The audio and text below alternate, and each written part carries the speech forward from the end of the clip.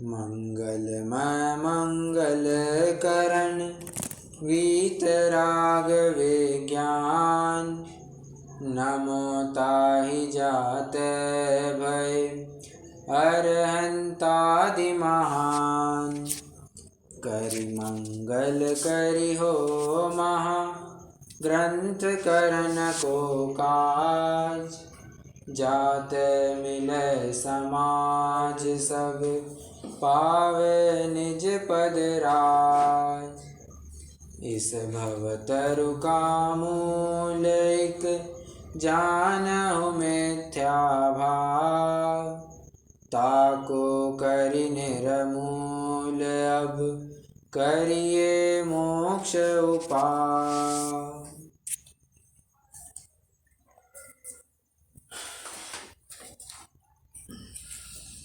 ग्रंथाधिराज मोक्ष मार्ग प्रकाशक हमारे सामने विराजमान है। चर्चा का विषय 7वां अधिकार, जैन मिथ्या दृष्टियों का विवेचन। सर्वप्रथम निश्चयाभासी का प्रकरण चल रहा है, तत्पश्चात व्यवहाराभासी, उभयाभासी, सम्यक तो सन्मुख मिथ्या दृष्टि, इस प्रकार से चर्चा का विषय बनने वाला है। निश्चयाभासी के अंतर्गत हमने देखा वस्तु स्वरूप संबंधी भूल तथा मोक्ष मार्ग संबंधी भूल, इन दो भूलों की चर्चा की जा रही है। मैं आशा रखता हूँ कि वस्तु स्वरूप संबंधी भूलें सबको याद हो गई होंगी। अब मोक्ष मार्ग संबंधी जो 5 भूलें हैं मैं आपसे सुनना चाहूँगा। मोक्ष मार्ग संबंधी जो 5 भूलें हैं कौन कौन सी है निश्चयाभासी की?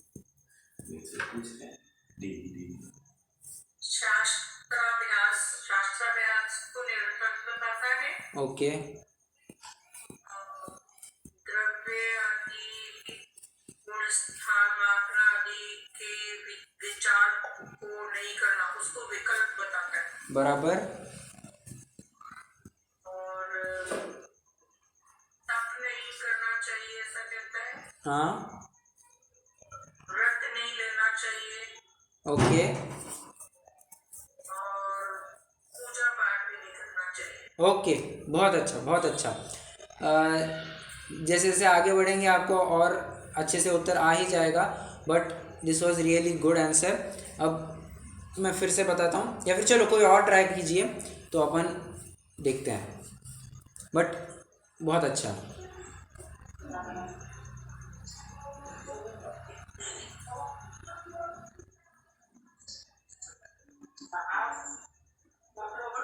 हाँ जी बोलिए ना।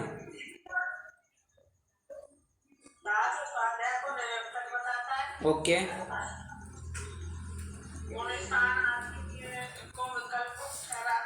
ठीक है।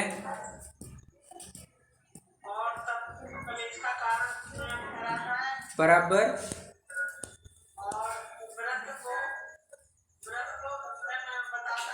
बराबर।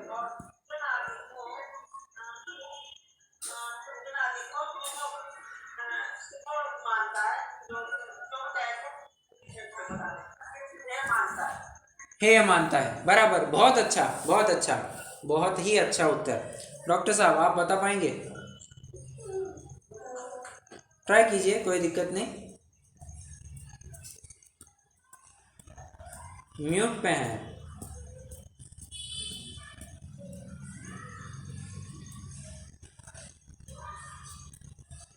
डॉक्टर साहब थोड़ा म्यूट में गड़बड़ हो गई।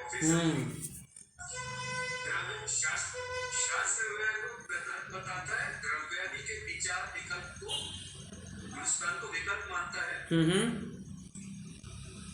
और तपस्या को क्लेश मानता, व्रत क्लेश मानता है। ओके। को बंधन मानता है। बराबर। पूजादि शुभ भावों को हे मानता है। Perfect perfect answer. ठीक है, अपने फ्लो भी याद रखा था। सबसे पहले शास्त्र स्वाध्याय को निरर्थक बतलाता है, उसके बाद शास्त्र स्वाध्याय के बाद क्या होता है, विचार होते हैं, विचार चिंतन। तो उन विचारों को भी वो विकल्प ठहराता है, द्रव्यादि के गुणस्थान आदि के विचारों को विकल्प ठहराता है। बात 2, शास्त्र का फल क्या था कि बाबा उसने तपश्चरण को अंगीकार करना, उसने व्रतों को अंगीकार करना। सो तपश्चरण को वृथा क्लेश मानता है, व्रतों को बंधन में पड़ना मानता है।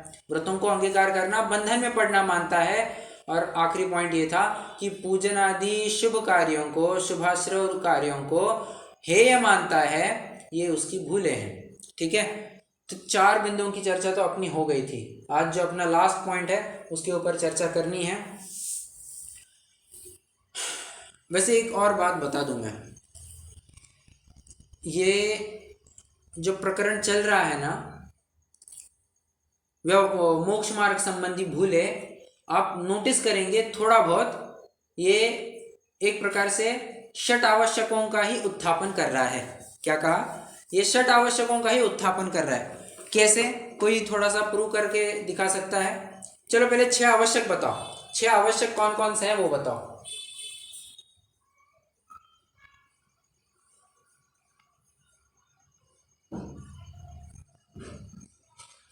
श्रावक के 6 आवश्यक कौन से हैं?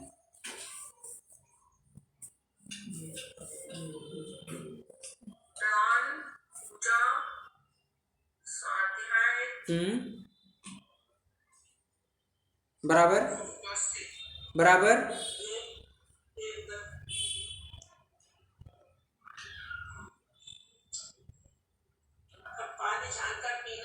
नहीं नहीं नहीं नहीं नहीं नहीं नहीं, वो तो 8 मूल गुण में चले गए आप। बट ये सारी बातें तप आदि में आ जाएंगी, संयम आदि में आ जाएंगी।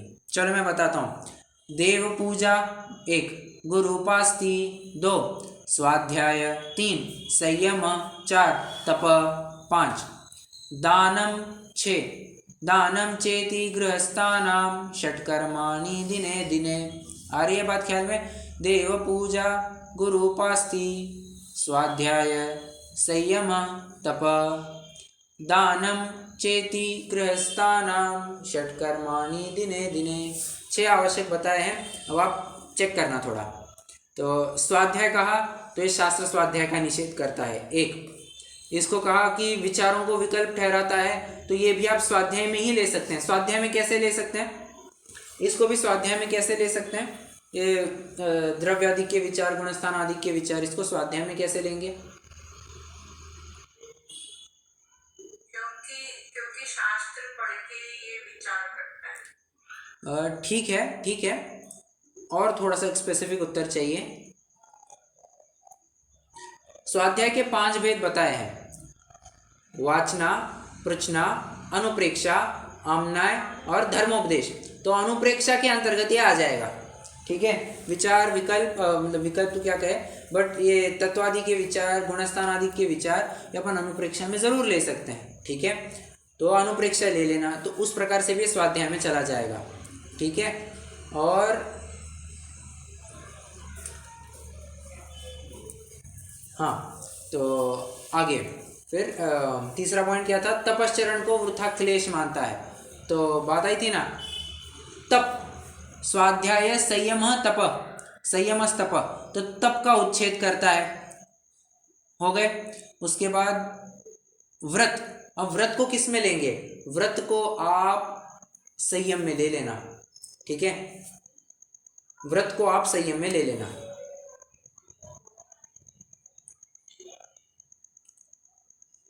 और पूजन आदि शुभ कार्य, तो पूजा ये तो हो ही गया, देव पूजा, गुरु उपास्ति, ये पूजन आदि शुभ कार्य हो ही गए। मतलब मोटा माटी आप अगर आप देखेंगे कि ये षट आवश्यकों का भी उत्थापन कर रहा है। थोड़ा अलग प्रकार से विचार करना, ये 8 मूल गुणों का भी उच्छेद करेगा। बराबर है, घटित करके दिखाना चाहे तो कुछ भी घटित कर सकते हैं, और लॉजिकली घटित करके दिखाएंगे, ये बात पक्की है। इसमें कोई भी ऐसा खींचतान करके नहीं, सीधे सीधे दिख रहा है कि बाबा शास्त्र स्वाध्याय को निरर्थक बतलाते हैं, मतलब स्वाध्याय नामक आवश्यक का उत्थापन कर रहा है। तपश्चरण को वृथा क्लेश मानते हैं, मतलब तप नामक आवश्यक का उत्थापन कर रहा है। सीधे सीधे दिख रहा है, कोई खींचतान के नहीं किया जा रहा है। बराबर, तो षट आवश्यकों का उच्छेद करता हुआ यह जीव स्वच्छंद प्रवृत्ति करना चाहता है। अब 4 प्रकार की उसकी प्रवृत्तियां तो देख ली, 5वीं प्रवृत्ति देख रहे हैं आज, उसकी चर्चा करेंगे। पूजनादि कार्यों को शुभाश्रव जानकर हेय मानता है। अब देखना, पंडित साहब कहते हैं, बात तो सही है तुम्हारी, ये चार्ट बनाना, चार्ट बनाते जाइए। पॉइंट नंबर 5, उसमें ए, पूजनादि कार्यों को शुभाश्रव जानकर हेय मानता है। वैसे मैं पूछना चाहता हूं, आश्रव है या आश्रव है, क्या है, कौन सा शब्द सही है, आश्रव या आश्रव? बराबर, करेक्ट करेक्ट करेक्ट। आश्रव नहीं बोलना, कौन सा वो श्रवण वाला श्र नहीं बोलना, स्र स्र स्रोत, स्रोत कह रहा हूं मैं, हाँ बराबर, स्रोत स्रोत स्रोत स्रोत क्या, आश्रव, स्त्री, स्त्री वाला स्त्र, हाँ स्त्री वाला स्त्र लेना, ठीक है। तो क्या कहा,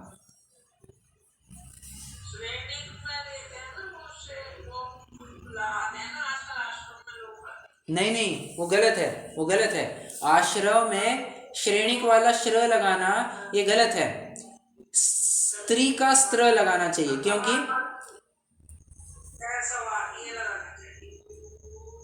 क्योंकि आश्रव यह शब्द श्री धातु से बना है।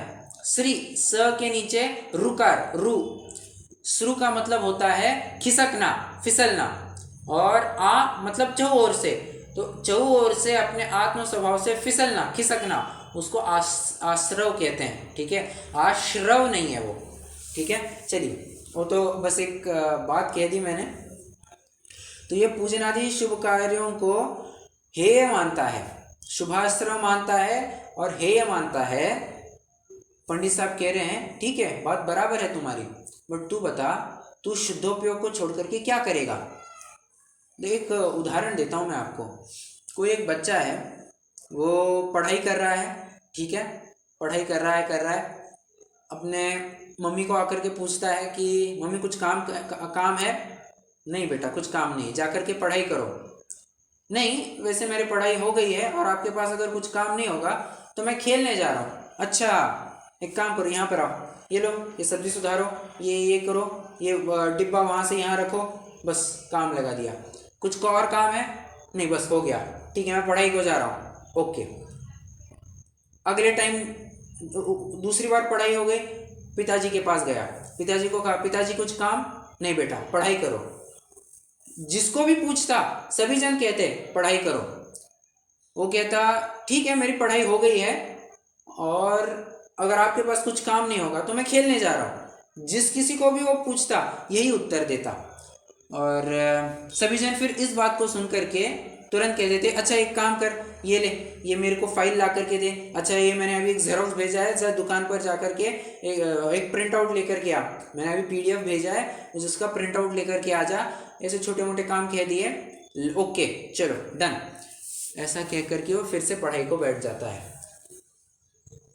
टाइम बीतता गया।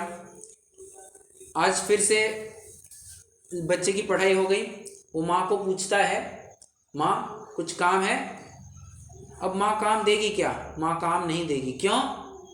बेटा कल तुम्हारी एग्जाम है, एग्जाम के टाइम पर तो इन कामों के लिए भी छुट्टी, ये तो बिल्कुल भी नहीं करना है। Focus only on studies, only and only focus on studies. ऐसी बात है। जब भी शुद्धोपयोग में नहीं रहा जाए, उत्कृष्ट कार्य क्या है? शुद्धोपयोग करना। शुद्धोपयोग में नहीं रहा जाए तो हम भगवान के पास गए, भगवान मेरा हो गया शुद्धोपयोग। अच्छा क्या, कहाँ जा रहे हो? हम जा रहे हैं अभी अपने व्यापार में जा रहे हैं, घर गृहस्थी के कार्य करने जा रहे हैं। अच्छा वहाँ जा रहे हो, एक काम करो, चलो चलो ये लो, अक्षत लो, जल लो, इस थाली से उस थाली में डालो, बराबर से निर्वपामिति स्वाहा, बराबर करो। और अब क्या हो रहा है? हो गई तुम्हारी पूजा? हाँ हो गई। अब क्या कर रहे हैं? हम फिर से शुद्धोपयोग में जा रहे हैं। गुड, तुम जा सकते हो। ऐसी ही बात है, शुद्धोपयोग से च्युत होकर के तुम शुभोपयोग में जा रहे हो, इससे आचार्यों को कोई दिक्कत नहीं है। क्यों? क्योंकि आचार्य स्वयं वैसा करते हैं। अरे आचार्यों के भी ऊपर जो गणधर देव हैं, गणधर देव स्वयं शुभोपयोग से शुद्धोपयोग, शुद्धोपयोग से शुभोपयोग निरंतर करते ही रहते हैं। छठा सातवां झूलते ही रहते हैं। ये फैक्ट है, होता ही रहता है। कहने की बात मेरी इतनी है कि शुद्धोपयोग कार्य करना ये तो उत्कृष्ट कार्य है, उत्कृष्ट कार्य है। बट यदि शुद्धोपयोग में न रहा जाए तो शुभाश्रम में आ जाओ। बट शुभ कार्यों को छोड़ करके, पुण्य कार्यों को छोड़ करके यदि तुम पाप में प्रवृत्ति करोगे तब तो दंड के पात्र रहोगे। ठीक है, चलो इसमें अभी मैं कुछ आपको लिखवाता हूँ। आशा है आपने 2 कॉलम बना करके रखे होंगे। पहले कॉलम में निश्चयवासी का कुतर्क और दूसरे कॉलम में उसका खंडन। ठीक है, तो जो पहला पॉइंट है, पहला पॉइंट लिखना है, पूजनादि कार्य को शुभाश्रव जानकर हेय मानता है, ये तो निश्चयाभासी की भूल है। अब उत्तर में लिखिए, शुभोपयोग से कषाय की मंदता। शुभोपयोग, पहला पॉइंट लिखना है, शुभोपयोग से कषाय की मंदता, कॉमा कॉमा स्वर्गादिक की प्राप्ति, स्वर्गादिक की प्राप्ति। शुभोपयोग से कषाय की मंदता, स्वर्गादिक की प्राप्ति। अशुभोपयोग से क्या होगा बताना जरा।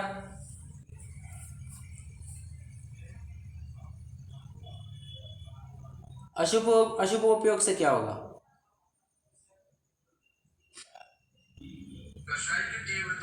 और you are half way through. Perfect perfect, बहुत अच्छा। तो अशुभोपयोग से कषाय की तीव्रता और नरक निगोध की प्राप्ति। ठीक है, अशुभोपयोग से कषाय की तीव्रता, नरक निगोध की प्राप्ति।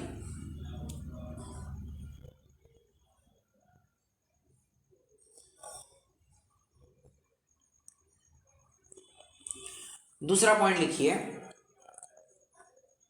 अब दूसरे पॉइंट में ना, दूसरे पॉइंट में आपको 2 कॉलम बनाने हैं। ठीक है, दूसरे पॉइंट में भी आपको 2 कॉलम बनाने हैं। लेफ्ट कॉलम में लिखिए, भली वासना, भली वासना ऑब्लिक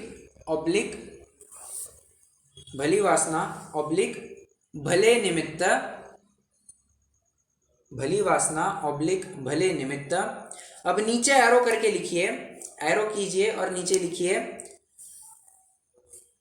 कर्म के स्थिति अनुभाग घटेंगे, कर्म के स्थिति अनुभाग घटेंगे।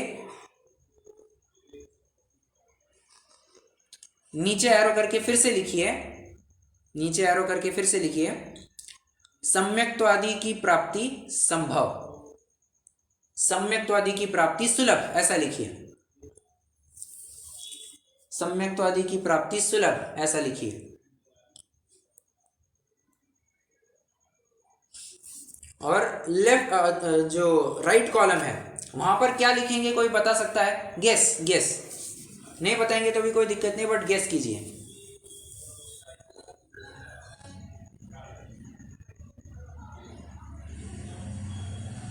ग्रंथ में मत देखना, नहीं तो सारा मजा किरकिरा हो जाएगा।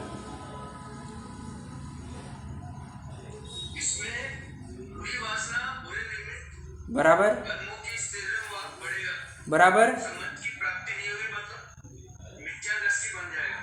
बराबर, परफेक्ट। सम्यक्त्व की प्राप्ति महादुर्लभ हो जाएगी। तो ऐसे लिखिए, राइट कॉलम में लिखिए, बुरी वासना ऑब्लिक बुरे निमित्त, बुरी वासना ऑब्लिक बुरे निमित्त। नीचे एरो करके लिखना है, कर्म के स्थिति अनुभाग बढ़ेंगे, कर्म के स्थिति अनुभाग बढ़ेंगे, सम्यक्त्वादि की प्राप्ति महादुर्लभ, सम्यक्त्वादि की प्राप्ति महादुर्लभ।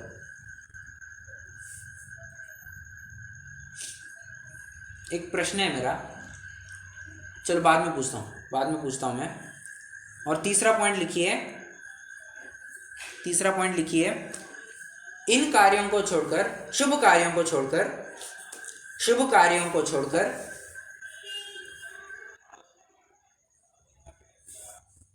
शुद्धोपयोग रूप, इन कार्यों को छोड़कर शुद्धोपयोग भला, इन कार्यों को छोड़कर शुद्धोपयोग भला है, परंतु अशुभोपयोग भला नहीं।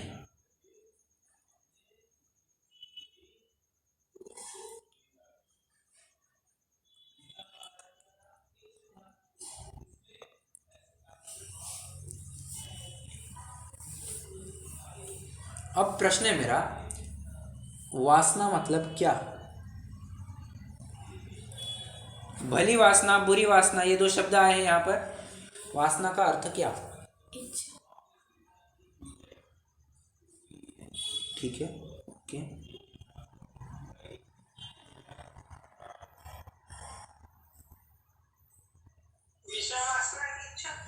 नहीं, पर यहाँ पर तो भली वासना लिखी है ना। भली वासना मतलब क्या लेंगे?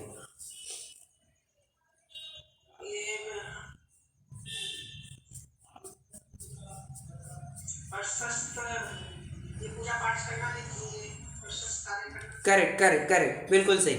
यहाँ पर भली वासना मतलब प्रशस्त राग, शुभ राग, इसको यहाँ पर भली वासना कहा जा रहा है। ठीक है, या फिर ऐसा भी कह सकते हैं अच्छे संस्कार। वासना का एक अर्थ आप संस्कार के रूप में भी ले सकते हैं। वासना का एक अर्थ आप संस्कार के रूप में भी ले सकते हैं। तो भले संस्कार, अच्छे संस्कार, अच्छे संस्कार होने से क्या होगा? अच्छे निमित्त मिलने से क्या होगा? वही तुम्हारे कर्मों की स्थिति अनुभाग घटेंगे। स्थिति अनुभाग घटने पर क्या होगा? कर्मों का प्रभाव ढीला पड़ने से तुम्हें सम्यक्त्वादि की प्राप्ति अधिक सुलभ हो जाएगी। ऐसा नहीं कह रहे हैं, तुम्हें पुरुषार्थ करना पड़ेगा, बट चांसेस बढ़ जाते हैं कि तुम सम्यक्त्व की प्राप्ति करो। बराबर है? चलिए,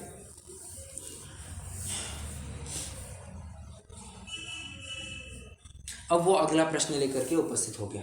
ये पहला पॉइंट ख्याल में आ गया सबको?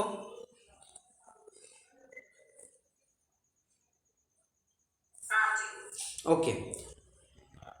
अब वो प्रश्न उपस्थित करके फिर से आ गया, क्या बात कर रहे हो साहब? पुण्यम सुहम कुशीलम सुह हाँ, पुण्यम सह क्या है? पुण्यम सहम कुशीलम सुहकम्मम चाविजानः सुशीलम कहतमहोदि सुशीलम जम संसारम पवेसेदी। क्या बात आई है? देखो,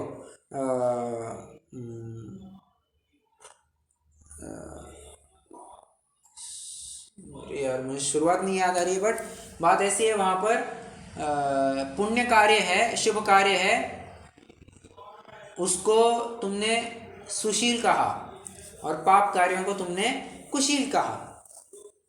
प्रश्न आचार्य ने उपस्थित किया है, ये समयसार की बात है। हाँ, समयसार में ऐसा लिखा है कि जब दोनों भी संसार के कारण है, कहतम होदि सुशीलम, तुम शुभ कार्यों को सुशील कैसे कह सकते हो? देखो, कुछ भी हो, अमेरिका या चीन, ठीक है, अमेरिका या चीन, किसी को भी पास में करो, अल्टीमेटली घातपात तो होने वाला है। ठीक है, हाँ, बस इतना ही है कि चीन से ज़्यादा, अमेरिका से ज़्यादा घातक चीन रहेगा। इसलिए चीन को तो पूरी तरह छोड़ दो, अमेरिका को भी थोड़े टाइम के लिए नज़दीक बनाए रखो, उसको भी पूरा मत अपनाना, उसको भी थोड़े टाइम के लिए नज़दीक बनाए रखो बस, और काम हो गया तो उसको भी छोड़ देना। ऐसी बात है। शुभोपयोग is just like use and throw and not use and keep. Use and throw की ग्लासेस होती है, यूज एंड थ्रो के प्लेट्स होते हैं, उसको क्या करते हैं? जेब में डाल करके घर ले जाते हैं। क्या करते हैं? कूड़े में वहीं पर डाल देते हैं, बराबर, फेंक देते हैं। तो जो ये जितनी भी बातें हैं, ये तो यूज एंड थ्रो वाली बातें होती है। शुभोपयोग भी यूज एंड थ्रो है। यूज तो करना ही पड़ेगा, यूज नहीं करोगे तो खाना किस में खाओगे? जो अब देखो, मैं बहुत क्या कहना चाहिए, बहुत स्थूल उदाहरण दे रहा हूँ। मैं ये नहीं कह रहा हूँ कि शादी ब्याह वगैरह में, पार्टी वगैरह में खाना चाहिए। मैं तो ये कह रहा हूँ कि अगर, तो बस उदाहरण बिठा रहा हूँ मैं, मुझे कोई उसको प्रमोट नहीं करना है, बराबर। तो यदि तुम्हें भूख अपनी मिटानी है तो तुम्हें भोजन करना पड़ेगा, और भोजन किस में करेंगे? यूज एंड थ्रो की प्लेट में ही करना पड़ेगा।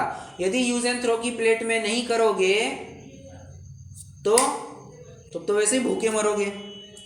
और यदि यूज एंड थ्रो की प्लेट में भोजन तो किया, वो प्लेट को उपकारी जान करके अपनी जेब में बनाए रखे और घर ले गए, बेटा पिटाई हो गई, पिटाई। ठीक है, देखेंगे कि यार तुम्हारी पैंट इतनी खराब कैसे हो गई, तुम्हारी शर्ट इतनी खराब कैसे हो गई, तो तू क्या लेकर के आया है, और सब उसमें माल मसाला मिल जाएगा कि अरे ये इसने ये खाया था, ये पैंट को सब गंदगी लग गई और इसकी वजह से पैंट भी ख़राब हो गई, ये शर्ट के ऊपर वो मसाला वगैरह सब गिर गया, शर्ट भी ख़राब हो गया, ऐसी बात है। तो घर पर मत लेकर के जाना, उसको वहीं पर कूड़ा समझ करके डाल देना, ऐसी बात है। शुभोपयोग के साथ में शुभोपयोग का अवलंबन करना पड़ेगा, बट शुभोपयोग का ही अवलंबन मत करते रहना, और शुद्धोपयोग की तरफ जाने के लिए तुम अशुभोपयोग की तरफ मत ढल जाना। दो बातें, शुभोपयोग में ही मत अटके रहना, और शुभोपयोग से जब हटने की बारी आएगी तो अशुभोपयोग में मत चले जाना, शुद्धोपयोग में चले जाना, ऐसी बात यहाँ पर कही जा रही है।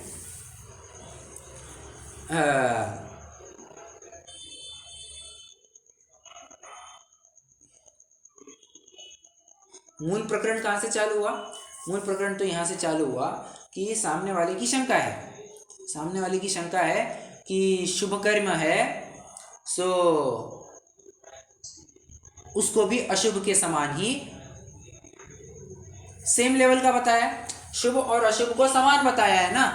जगह जगह देख लेना, पुण्य पाप अधिकार देख लेना, टटोल लेना, पूरा का पूरा, पूरी की पूरी छटाएं आपको इसी की मिलेंगी, पूरी की पूरी छटाएं, पुण्य पाप अधिकार इसी के बारे में है। पंडित बनारसी दास जी ने भी नाटक समय सार में अधिकार का नाम क्या लिखा? पुण्य पाप एकत्व द्वार, पुण्य पाप एकत्व द्वार यह नाम दिया है। मतलब वे भी कहना चाह रहे हैं कि पुण्य और पाप कोई अलग अलग नहीं है, ये एक ही है। क्योंकि पाप बंध पुण्य बंध दो में मुक्ति नहीं, क्या है? पाप बंध पुण्य बंध दो में मुक्ति नाही, कटुक मधुर स्वाद पुगल को पेकिए, संकलेश परिणाम निस पाप संकलेश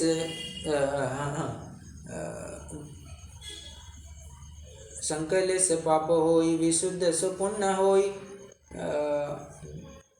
ऐसा कुछ है। और लास्ट में ये लिखा है दूह को विनाश मुख मार्ग में देखिए। क्या कहा? फिर से पाप बंध पुण्य बंध दो में मुक्ति नहीं, पाप बंध हो या पुण्य बंध हो, मुक्ति तो दोनों में नहीं होने वाली है। और दूह को विनाश मुख मार्ग में देखिए, और मोक्ष मार्ग होना होगा तो दोनों का नाश होगा, ये दोनों को हटाना पड़ेगा तब जाकर के होगा। अब इसी बात का वो छल ग्रहण कर रहा है, वो कह रहा है काय के लिए इस झमेले में पड़ रहे हो, ये पुण्य भी करो और ये पूजा भी करो और भक्ति भी करो और शास्त्र स्वाध्याय भी करो, फलाना ढिमका कितना कुछ करना है, बस यही करते रह जाए कि अस्वाध्याय भी करना है, कराना भी है। तो पंडित साहब कह रहे हैं देख, जिसने केवल और केवल तप ही को, पूजनादि शुभ कार्यों को ही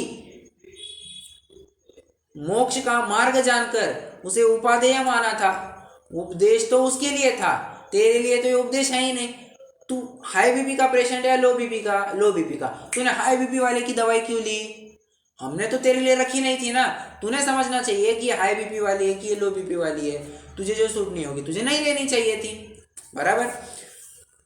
और तू उसी का छल ग्रहण कर रहा है, बस यही बात है। तू शुभ और अशुभ को समान बता रहा है बेटा, वो तो उसके लिए जो दिन रात उसी में फंसा हुआ है। मैं ये नहीं कह रहा हूँ पड़ा हुआ है, फंसा हुआ है, बाहर निकलना नहीं जानता है, उसके लिए ये उपदेश दिया है। समझ में आ रहा है? चलो, हाँ,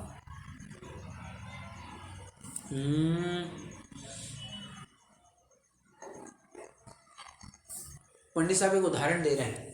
पंडित साहब कह रहे हैं, अच्छा मुझे बताना, गैंग्रीन नाम का एक रोग होता है, क्या होता है उसमें? क्या है? गैंग्रीन नाम का एक रोग होता है, बोर्ड का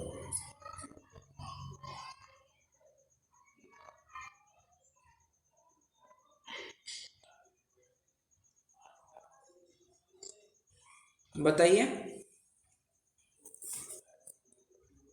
इन्फेक्शन होता है उससे पूरा जहाँ भी होगा वो जो ऑर्गन होगा पूरा एम्प्यूटेशन करना हो जाता है, डैमेज हो जाता है और उसका एम्प्यूटेशन से पॉइजनस कंडीशन था तो उसको हटाना पड़ता है पेशेंट। बराबर उसका एम्प्यूटेशन करवा करके उसको पूरी तरह हटाया जाता है। मतलब बात ऐसी है, मान के चलिए पाँव की जो एकदम छोटी अंगुली है, सबसे छोटी उंगली, पाँव की सबसे छोटी उंगली, मान के चलिए उसमें दिक्कत हो जाए, उसमें गैंग्रीन हो जाए, तो डॉक्टर तो पहले कहेगा देखो तुमको थोड़ा सा 2-3 सेंटीमीटर हटाना पड़ेगा, हमको काट डालना पड़ेगा, नहीं तो ये फैलेगा। उसने नहीं माना। अच्छा, वो कह रहा है ठीक है डॉक्टर साहब मैं बात करके आता हूँ। अच्छा सुनो, अब की बार 2-3 सेंटीमीटर नहीं, पूरी उंगली ही काट के आने के लिए पूछ करके आना। क्यों? तुम घर में जाओगे आओगे तब तो वो इन्फेक्शन फैलेगा नहीं क्या? उसको वहीं पर कट डाउन करके हटा दो पूरी तरह। बस यही बात है कि ज्यादा रोग फैलने से तो अच्छा है कि थोड़े रोग में तुम उसका निपटारा कर दो। बहुत रोग से तो अल्प रोग भला है। Something is better than nothing. शुभोपयोग करने पर थोड़ी बहुत आशा तो बनी रहती है कि हम स्वर्ग को जाएंगे, थोड़ा तत्व ज्ञान सुनेंगे, कुछ करेंगे, हम विदेश क्षेत्र में जा सकते हैं, आराधना कर सकते हैं, चांसेस तो बने रहते हैं। तू नरक निगोद में जाकर के क्या चांस लेकर के जाएगा? निगोद तो छोड़ ही दो, उसमें तो आउट ऑफ स्कोप, अब पता नहीं कितना अनंत काल तो वहीं पर पड़ा रहेगा। Even you don't know. बराबर है। नरक में से तो भी गारंटी है कि तू बाहर निकलेगा, पंचेंद्रिय रूप में ही बाहर निकलेगा, ये तो गारंटी है। बट निगोद में जाने के बाद क्या गारंटी है रे? समझ में आ रहा है? इसलिए थोड़े रोग में ही उसका निपटारा कर देना, रोग बढ़ने मत देना, ऐसी बात है। 2 पॉइंट अपने कवर हो गए हैं। दूसरा पॉइंट लिखिए, आपको लिखना भी है ना, तो दूसरा पॉइंट लिखिए, शुभ तथा अशुभ को समान कहा है। शुभ तथा अशुभ को समान कहा है।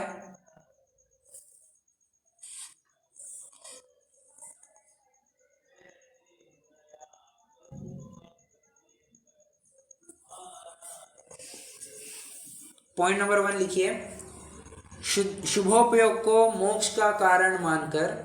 पॉइंट नंबर 1 इसमें लिखिए, मतलब ये सेकेंड पॉइंट का उत्तर का पॉइंट नंबर 1, ठीक है। शुभोपयोग को मोक्ष का कारण मानकर, शुभोपयोग को मोक्ष का कारण मानकर उपादेय मानने वाले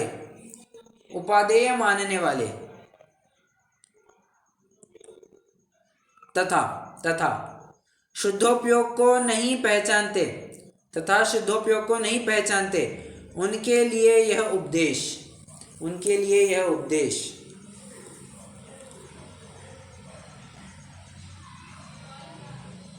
और दूसरा पॉइंट लिखिए, कषायों की मंदता होने से शुभाश्रव को अशुभ से भला कहा। कषायों की मंदता होने से शुभाश्रव को अशुभ से भला कहा।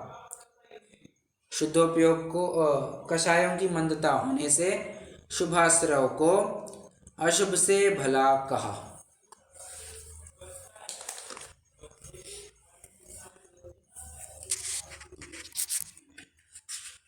देखो, आज तो मेरा प्लान है कि अपन ये कंप्लीट ही कर लेवे, तो कल से अपन नया प्रकरण भी चालू कर पाएंगे। देखते हैं। अब देखो तीसरा पॉइंट ये है, वो कहता है कि काम क्षुध आदि को मिटाने के लिए हमें प्रवृत्ति हुए बिना नहीं रहती है। जैसे गृहस्थ है, बाबा भूख लगाएगी, इट्स ए नेचुरल एक्टिविटी, तो भूख तो लगी आएगी ना, तो ये तो बिना कुछ किए हो जाता है, बात एक। और शुभ कार्य को करने के लिए इच्छा लगती है, इच्छा करनी पड़ती है, तब जाकर के शुभ कार्य में प्रवृत्ति होगी। इसलिए ज्ञानी को इच्छा चाहिए नहीं, इसलिए शुभ का उद्यम नहीं करना। देखो क्या कह रहा है वो, ऐसा एरा गैरा नहीं है, थोड़ा पढ़ा लिखा है बट आधा पढ़ा लिखा है। हाफ नॉलेज इज डेंजरस है ना, बस इसी का एक नमूना है। आधे ज्ञान के ऊपर वो क्या क्या नहीं बोल रहा है। वो क्या कह रहा है कि जो काम शब्दाधिक है वे तो कार्य हो जाते हैं मतलब अब करना पड़ता है साहब। अब भूख लगी है तो खाना तो बनाना पड़ेगा, वो तो हो जाती है। बट शुभ कार्य को करने के लिए हमें उद्यम करना पड़ता है, हमें इच्छा करनी पड़ती है। हाँ, तो शुभ का उद्यम किस लिए करना अगर इच्छा, और हम तो इच्छा नहीं करना चाहते हैं। ज्ञानी जी तो कभी भी इच्छा नहीं करना चाहता है, तो हम तो ये सब कार्य नहीं करेंगे। देखो घुमा फिरा करके क्या बात कही उसने, ज्ञानी तो इच्छा नहीं करता, ज्ञानी तो इच्छा नहीं करता, ठीक है। और यहाँ पर कह रहा है कि हमारे काम शब्दादि कार्य बिना इच्छा के होते हैं। बस वो दोनों पॉइंट को कनेक्ट करना चाहता है और कहता है कि ये सब चल जाएगा, ये सब चल जाएगा। ऐसा नहीं चलता है, ठीक है। पंडित साहब कह रहे हैं उसको कि देख, शुभोपयोग शुभ प्रवृत्ति में उपयोग लगने से तथा उसके निमित्त से विरागता बढ़ने से कामादिक हीन होते हैं और क्षुदादिक में भी संक्लेश थोड़ा होता है। हर ये बात ख्याल में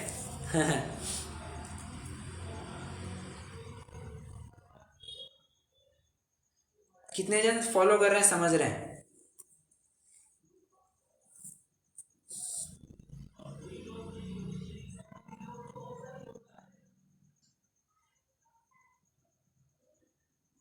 जी भैया जी। ओके, चलो।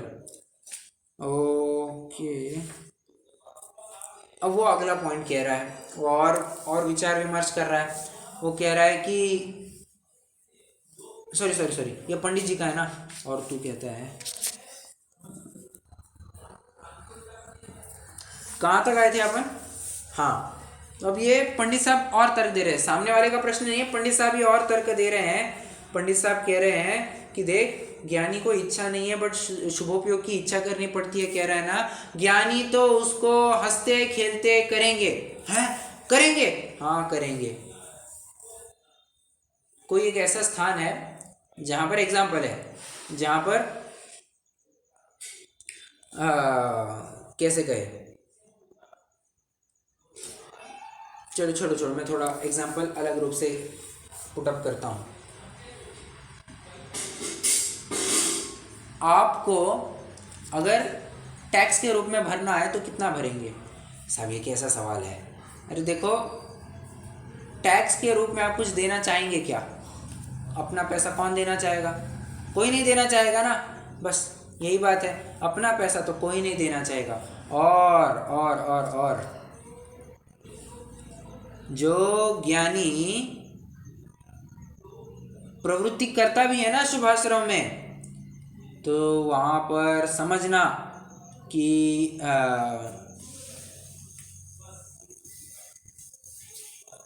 क्या कहा, धन जाता जाने शुद्धोपयोगी तो ऐसा है, ज्ञानी धर्मात्मा तो ऐसा है कि ज़्यादा पैसा खर्च करने से तो कम पैसा खर्च करना योग्य है। तुम्हें थोड़ा बहुत तो भी टैक्स भरना ज़रूरी है। ऐसी बात यहाँ पर क्या, इस उदाहरण के मतलब उस उदाहरण की तर्ज पर लगाना। टैक्स वैक्स भरने को नहीं कह रही है, तो मैं अपनी तरफ से कह रहा हूँ, ठीक है। उस तर्ज पर लगा लेना। चलिए, कहाँ थे अपन? हाँ, तो अशुभ कार्यों से तो शुभ कार्य भले ही है, 100% भले ही जानना। ओके, और इससे तो ये बात सिद्ध हो जाती है कि शुद्धोपयोग होता जाने वहाँ तो शुभ कार्य का निषेध ही है, और जहाँ अशुभोपयोग की बात आए वहाँ पर तो शुभोपयोग को हेय मानना। मतलब देखो, कंक्लूजन जोरदार दे दिया। शुद्धोपयोग और शुभोपयोग में कंपेयर करना है। शुद्धोपयोग की जीत होगी, चाहे तब करो, कोई दिक्कत नहीं है। बात एक। बात दो, शुभोपयोग में और अशुभोपयोग में जब कंपैरिजन चलेगा, डेफिनेटली शुभोपयोग को प्रेफरेंस दिया जाएगा, अशुभोपयोग को कोई प्रेफरेंस नहीं देता है, ठीक है। चलिए, अब ये अपनी बातें चर्चा तो करके हो गई, फटाफट आपको अब ये पढ़ना है। नहीं तो कितना हो गया,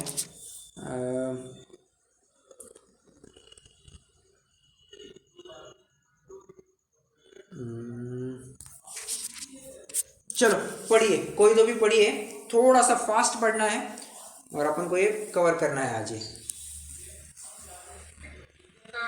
हाँ जी। तथा वह पूजन आदि कार्य को शुभास्त्र जानकर देर मांगता है, सो यह सत्य ही है। परंतु यदि इन कार्यों को छोड़कर शुद्धोपयोग हो तो भलाई है, और विषय कषाय अशुभ प्रवृत्ति से तो अपना बुराई किया। शुभोपयोग से स्वर्गादि तथा भली वासना से या भले निमित्त से कर्म की स्थिति अथवा घट जाए तो सम्यक अधिक में प्राप्ति हो जाए, और अशुभ योग से नरक निगोद आदि तथा बुरी वासना से या बुरे निमित्त से कर्म की स्थिति अनुभव बढ़ जाए तो सम्यक आदि गुना दुर्लभ हो जाए, तथा शुभोपयोग होने से कषाय मंद होती है और अशुभोपयोग होने से तीव्र होती है। सो मंद कषाय का कार्य छोड़कर तीव्र कषाय का कार्य करना तो ऐसा है जैसे कड़वी वस्तु न खाना और विष खाना, सो यह अज्ञानता है। ये कहता है शास्त्र में शुभ अशुभ को समान कहा है, इसलिए हमें तो विशेष जानना योग्य नहीं है। समाधान: जो जीव शुभोपयोग को मोक्ष का कारण मानकर उपाधि मानते और शुद्धोपयोग को नहीं पहचानते, उन्हें शुभ अशुभ दोनों को अशुद्धता की अपेक्षा बंध कारण की अपेक्षा समान बतलाया है। तथा शुभ अशुभ का परस्पर विचार करें तो शुभ भाव में कषाय मंद होती है, इसलिए बलहीन होता है। अशुभ भाव में कषाय तीव्र होती है, इसलिए बल बहुत होता है।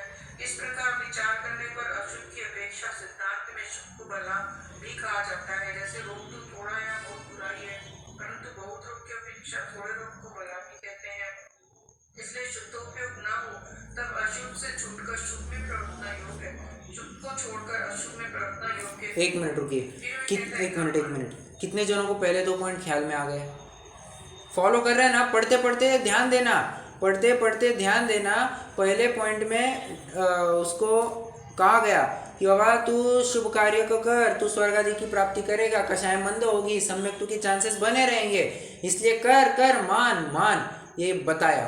और दूसरा जो पॉइंट था उसमें क्या बताया? उसमें तो बताया बाबा जो जीव सिर्फ और सिर्फ उसी को मोक्ष मार्ग मान बैठे ना, उसके लिए हमने उपदेश दिया था क्या कि शुभ और अशुभ समान है, वो दोनों को छोड़ दो, झंझट में पड़ो ही मत, उसके लिए हमने उपदेश दिया था। ओके, तीसरा पॉइंट, हाँ जी पढ़िए।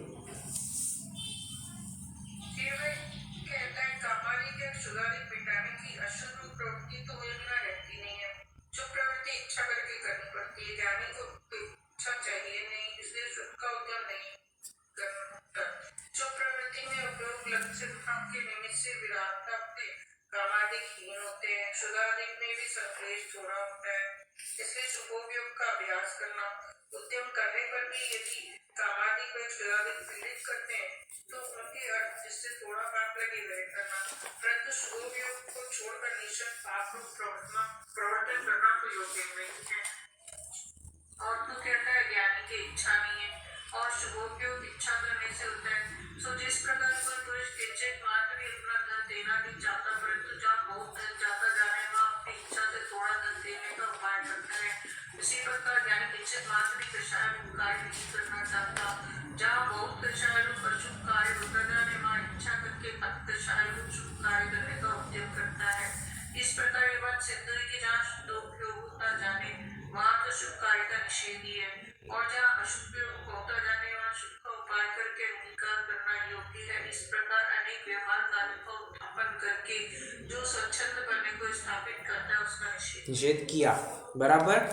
अब इसी के लिए मैं आपको एक रेफरेंस देना चाहूँगा, उसी के साथ अपन रुक भी जाएंगे, बट आ जाइए पेज 359 पर आ जाइए, मोक्ष मार्ग प्रकाशक नहीं, पेज 359 पर आ जाइए।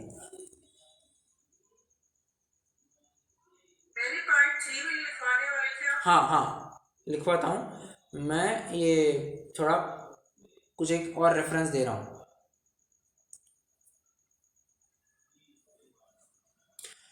359 पर आइए, वहाँ पर देखिए, हे भाई प्रश्न वाले, मतलब नीचे से चौथा पैराग्राफ देखना, तीसरा चौथा नीचे से। हे भाई प्रश्न वाले, तूने विशुद्धता में शुद्धता मानी या नहीं? यदि तूने वह मानी तो कुछ और कहने का काम नहीं है, यदि तूने नहीं मानी तो तेरा द्रव्य इसी प्रकार परिणत हुआ है, हम क्या करें? यदि मानी तो शाबाश। ये प्रश्न ही है, मतलब पंडित बनारसी दास जी यहाँ पर लिख रहे हैं तूने विशुद्धता में शुद्धता मानी या नहीं मानी, मतलब विशुद्धता को, शुभ कार्यों को, अशुभ कार्य क्या कहते हैं, फिर से शुभ कार्यों को, विशुद्ध कार्यों को शुद्धता का जनक जरूर कहा जा सकता है, मतलब उसी का आश्रय लेकर के पुनः शुद्ध उपयोग में चले जाते हैं ज्ञानी धर्मात्मा जी। ठीक है, तो कौन लिख रहा है ये लिख रहे हैं पंडित बनारसी दास जी, ये स्वयं लिख रहे हैं उपादान निमित्त चिट्ठी में, तो ये भी बात पठनीय है, आप चाहे तो वहाँ पर भी रेफरेंस लगा सकते हैं। अब तीसरा पॉइंट लिखवाना है, तीसरा पॉइंट लिखिए, क्षुधाधिक कार्य बिना इच्छा के, और नहीं लिखिए पहले, क्षुधाधिक कार्य बिना इच्छा के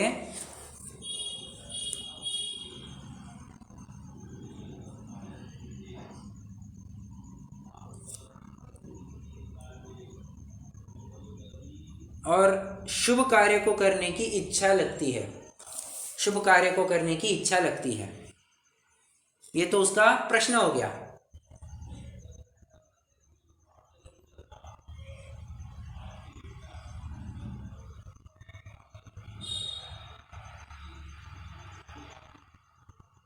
पंडित जी कह रहे हैं देख, शुभ कार्य में प्रवृत्ति करने से कषायों की मंदता तो होती ही होती है। आप नोटिस करना, ये आज की चर्चा में कितनी बार ये आगे हो गया कि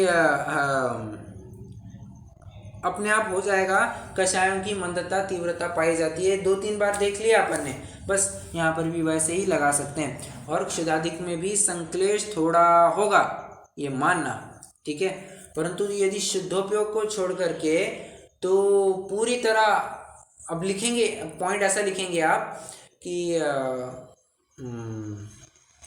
शुभोपयोग को करने की इच्छा योग्य है, ऐसा लिखिए, शुभोपयोग को करने की ज्ञानियों की इच्छा, शुभोपयोग को करने की ज्ञानियों की इच्छा, शुभोपयोग को करने की ज्ञानी की इच्छा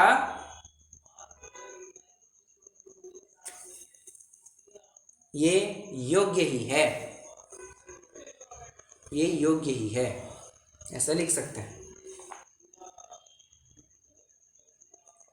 और यहाँ पर रेफरेंस लिख करके रख दीजिए आपकी टेक्स्ट में, कॉपी में, कि रेफर पेज 359, और 359 के वहाँ पर लिख करके रख दीजिए पेज 206, ठीक है।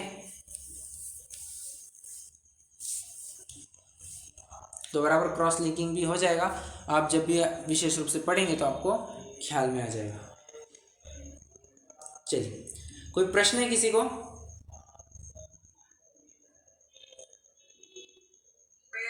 हाँ जी। ये जैसे पूजा में कई बार बड़ा कंफ्यूजन होता है मुझे भी। हाँ। जैसे कोई बोलता है ऐसे करो, कोई बोलता है ऐसे करो, कोई बोलता है कि उसमें खाने में लौंग चढ़ाओ, कोई बोलता है चावल चढ़ाओ, कोई बोलता है लौंग नहीं चढ़ानी चाहिए, उसमें भी दोष आता है।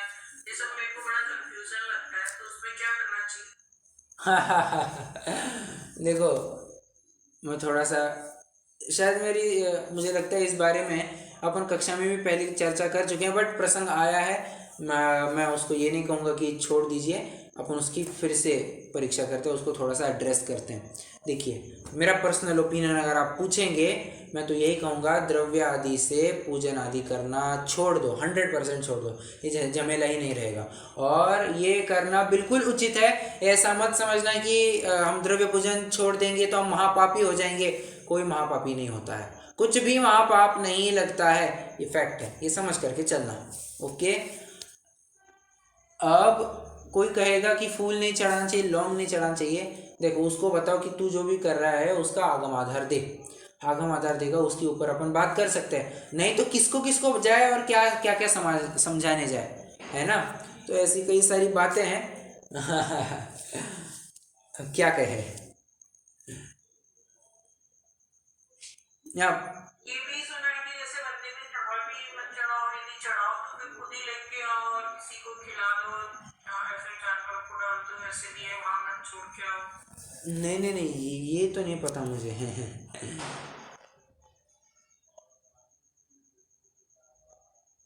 क्योंकि वो क्या होता है, माली वगैरह जो होते हैं ना, वो उसको बेच देते हैं, तो वो फिर दोष अपने को आएगा, ऐसा नहीं। आपने पहले वाला पॉइंट क्या कहा था? पहले के पॉइंट में क्या कहा था? मतलब मंदिर में चावल नहीं चढ़ाओ, सामग्री नहीं चढ़ाओ, और चढ़ाओ तो आप खुद ही लेके आओ और उसको जो है कबूतरों को या ऐसे खिला दो जानवरों को। फिर से निर्माल्य की वस्तु सेवन के लिए नहीं होती है। एक बार दान दी गई वस्तु पुनः ग्रहण नहीं की जाती, ये फैक्ट है।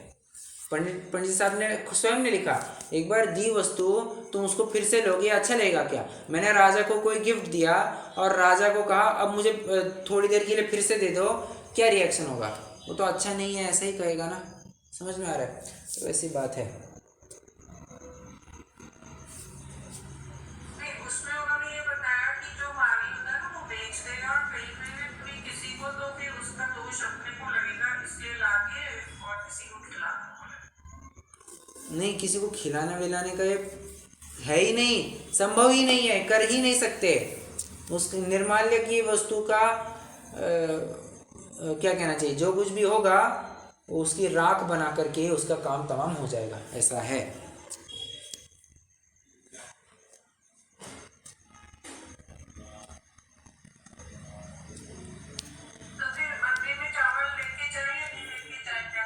नहीं करेंगे तो भी कोई दिक्कत नहीं है, क्योंकि फ्रैंकली स्पीकिंग फल अपने भावों का लगता है। आप द्रव्य चढ़ाओ ना चढ़ाओ कुछ फर्क नहीं पड़ता, कुछ भी फर्क नहीं पड़ता, ठीक है। आप निशंक रूप से बिना चावल ले जाए भी कर सकते हैं, कोई दिक्कत नहीं है।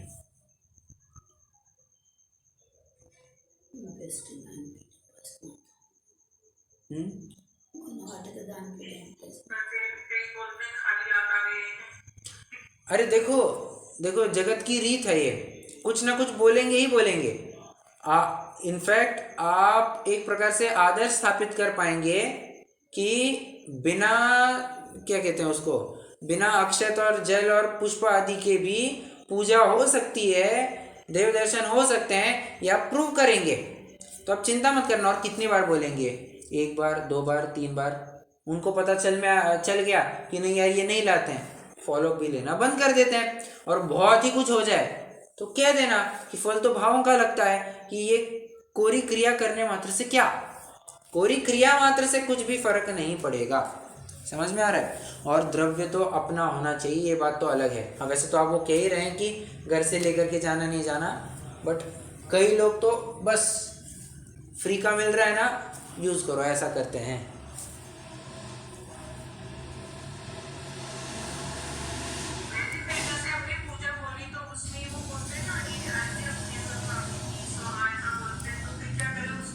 कुछ नहीं करना, बस स्थिर बने रहिए।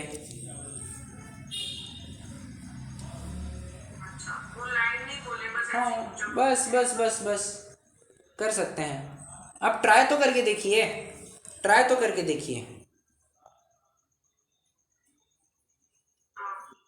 ठीक है। ट्राई करने में कोई हर्ज, और कोई गलत बात तो है नहीं, कोई गलत बात तो है नहीं। अपने ही परिणाम और अपन कैसे उज्जवल रख सकते हैं, इसका एक प्रयोग है, तो आप ज़रूर ट्राई करना, ठीक है। चलिए, क्योंकि मैं इन सब बातों से अब कर चुका हूँ। अब मैं कभी भी कहीं पर भी जाता हूँ, द्रव्य आदि का चढ़ाने का मेरा इतना प्रावधान नहीं रहता है। मैं उस विषय में, उसमें बात में मैं पढ़ता ही नहीं हूँ, ठीक है। वो मेरी एक पॉलिसी रही है, तो उसको लेकर के फिर मुझे दिक्कत नहीं आती है। बट डेफिनेटली आप तो ज़रूर ट्राई कर ही सकते हैं, ठीक है। चलिए रुकते हैं, जिनवाणी स्तुति करेंगे। बट आपको उत्तर मिल गया या अभी भी थोड़ा सा बाकी है कुछ? ओके ओके, चलो। निज निधि निज में बता